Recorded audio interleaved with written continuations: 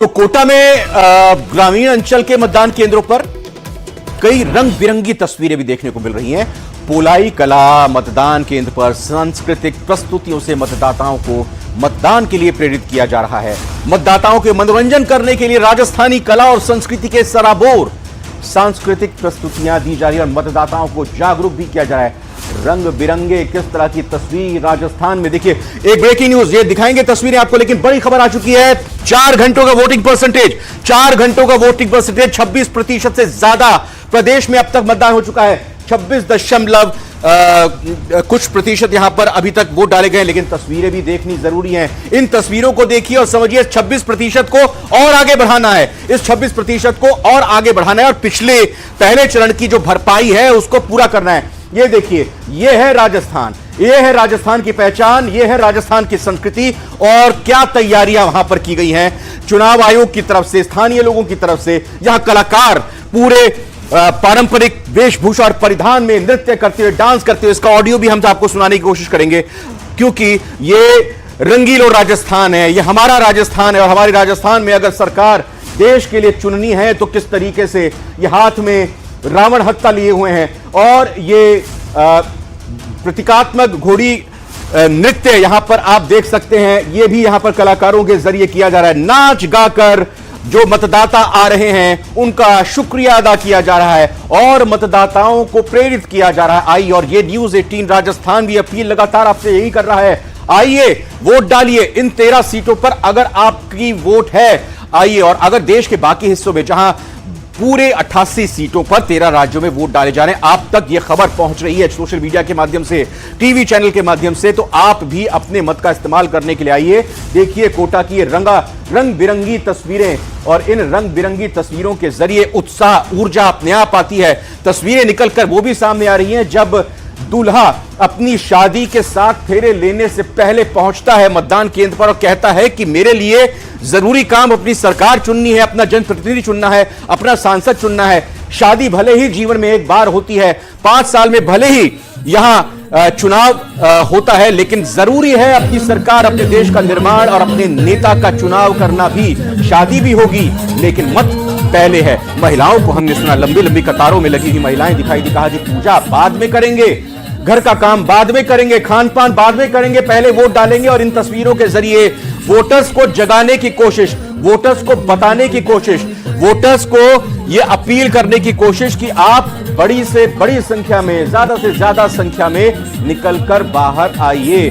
तो ये सांस्कृतिक रंग देखने में सामने आ रहे हैं कोटा से। चलो मतदान करें, चलो मतदान करें, चलो।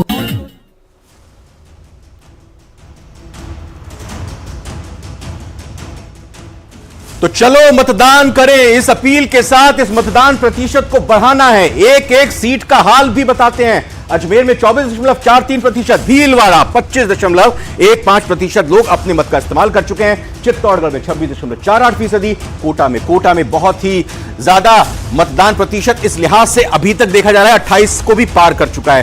पहले 2 घंटे का जो ट्रेंड आया था, जो वोटिंग परसेंटेज आया था, वो भी कोटा का सबसे ज्यादा 13% से ज्यादा था।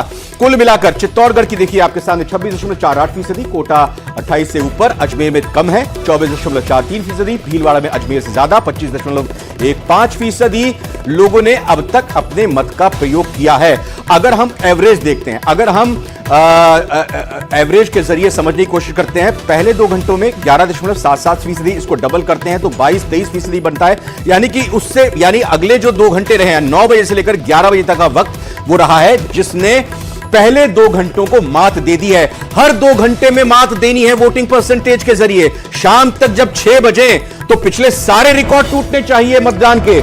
सभी की तरफ से अपील की जा रही है, अपने आधार पर, अपने मुद्दों पर आप वोट दीजिए, किसी दबाव में वोट मत दीजिए।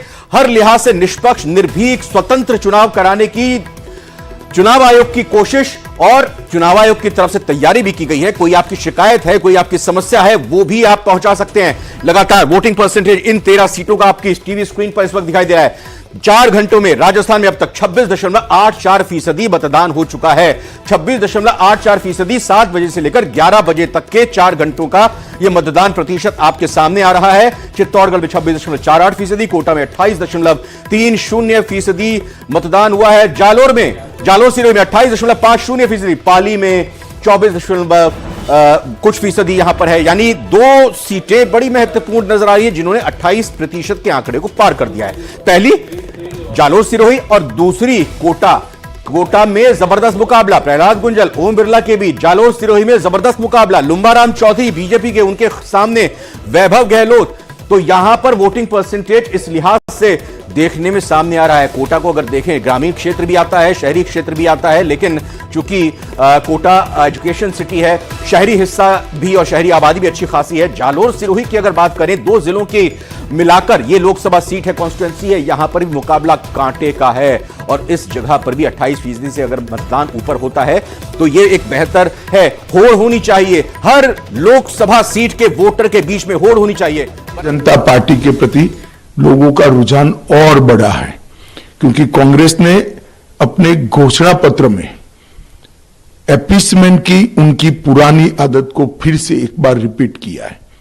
कांग्रेस के घोषणा पत्र में पर्सनल लॉ को हम आगे बढ़ाएंगे, ये बात की है।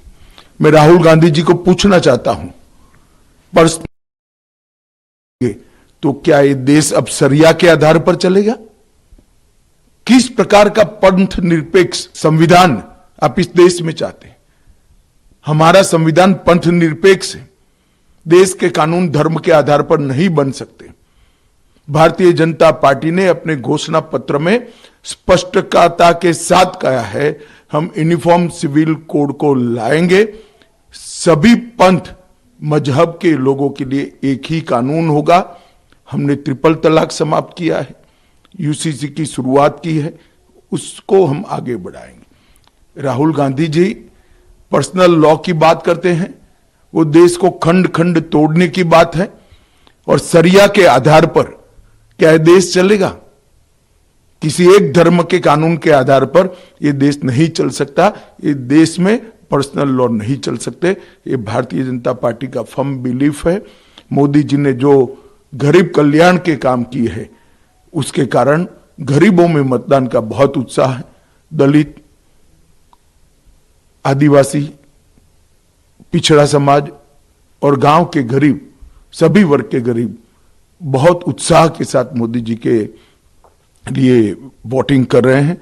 और मुझे पूरा भरोसा है कि हम तीसरी बार देश के प्रधानमंत्री के रूप में 1 तारीख के बाद नरेंद्र मोदी को देखेंगे।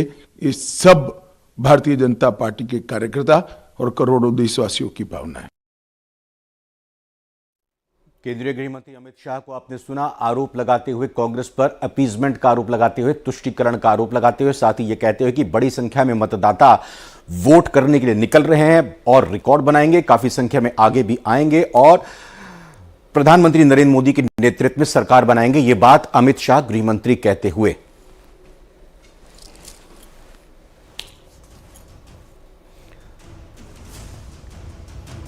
अलग अलग पोलिंग बूथ से दिखा रहे हैं।